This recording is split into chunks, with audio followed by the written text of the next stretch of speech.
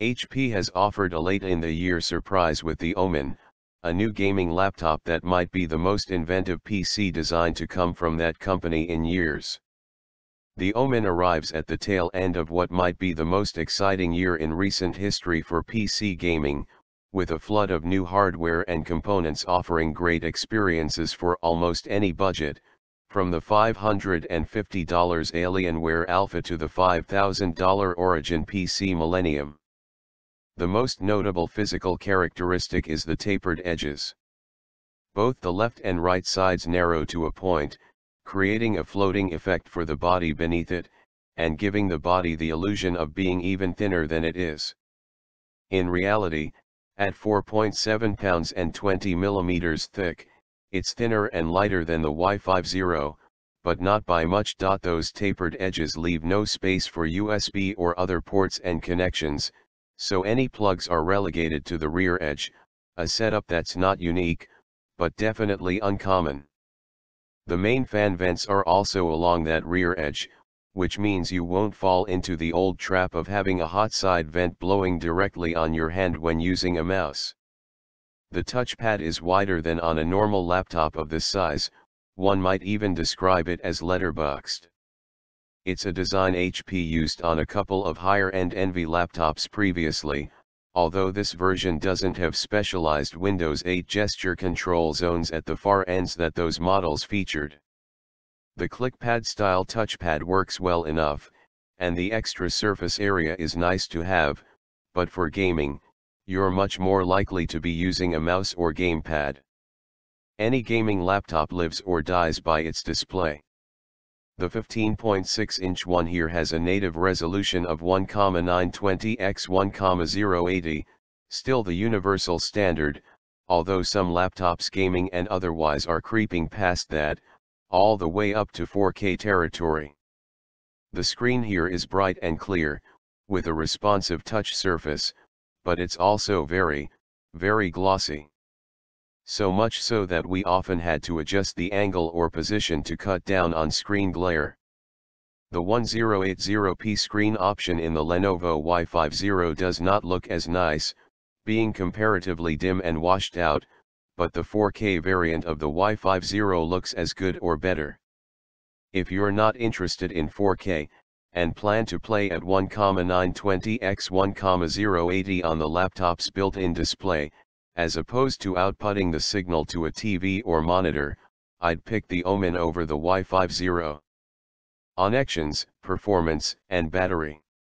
Along the rear edge, you'll find a line of USB and video ports.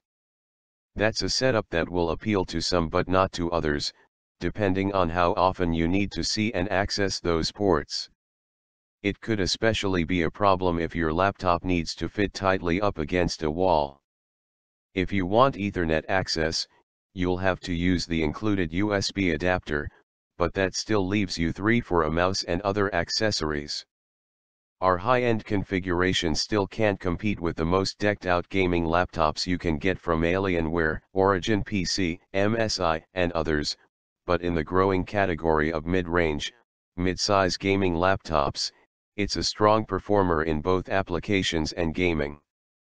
The NVIDIA GeForce 860M GPU at the heart of the system is the same one found in Lenovo's Y50, and the Acer Aspire Nitro, and a variant model is found in the new Alienware Alpha console-style desktop. The Omen played our Bioshock Infinite test at 1,920 x 1,080 and high detail settings at 51 frames per second, and the challenging Metro, Last Light test at 19 frames per second. Dialing down the settings slightly on each game will give you an excellent real-world gaming experience. The Lenovo Y50 Touch 4K played the same two tests at 49 FPS and 19 FPS, respectively. The Alienware Alpha, a small desktop that costs only $550, ran the same two tests at 54 FPS and 19 FPS. Long story short, we've seen several gaming PCs this year built around NVIDIA's 860M graphics card, and they all perform fairly similarly, although the Alpha ran our regular application performance tests very slowly, on account of its entry-level Core i3 processor.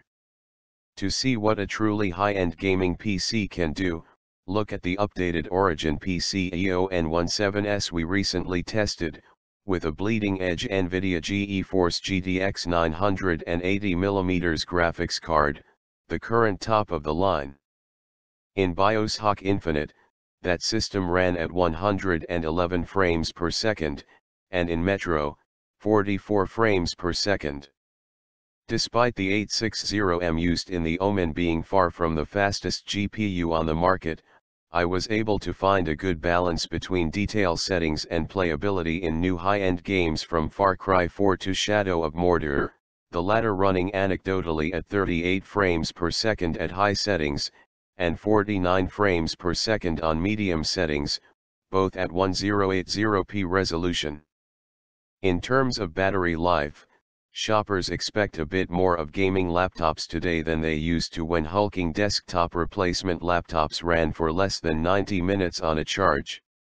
In this case, the HP Omen ran for 311 on our video playback battery drain test, which is less than the Lenovo Y50, but about 30 minutes more than the Acer Nitro. Battery life while gaming, of course, will be much lower. Conclusion: anyone counting HP out of the picture over the past year or two is going to be surprised by how well the high-end Omen comes together.